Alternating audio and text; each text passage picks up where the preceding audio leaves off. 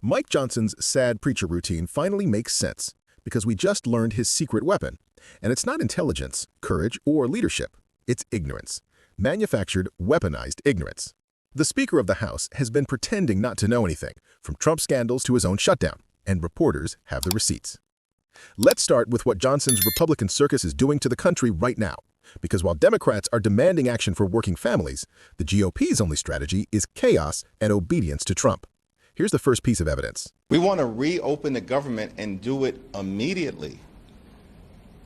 And Donald Trump needs to instruct his employees here in the Capitol, that would be Mike Johnson and John Thune. They work for Donald Trump. They don't work for the American people. In fact, Donald Trump is the one who recently said, "I'm the president and the Speaker of the House." This is extraordinary stuff.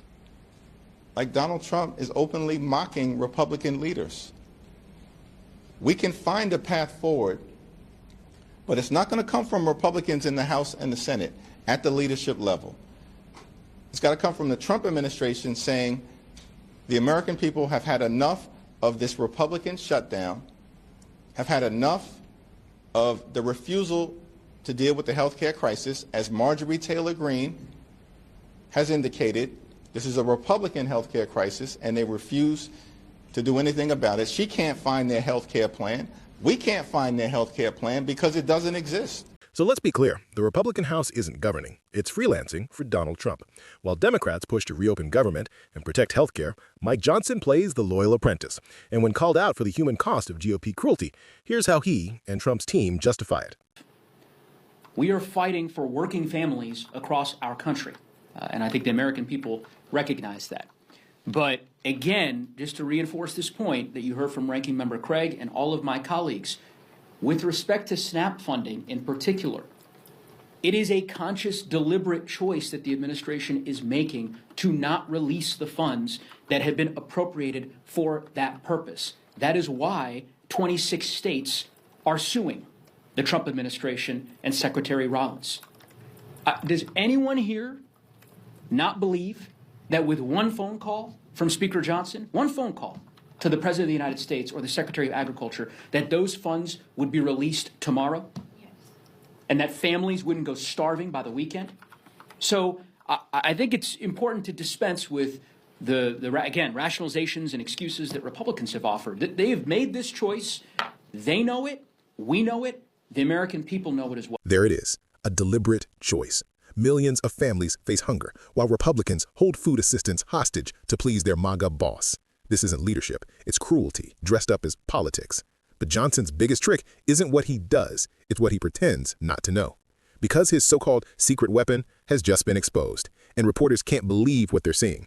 Johnson's weapon is ignorance itself. For weeks, he's been dodging every tough question with the same robotic line.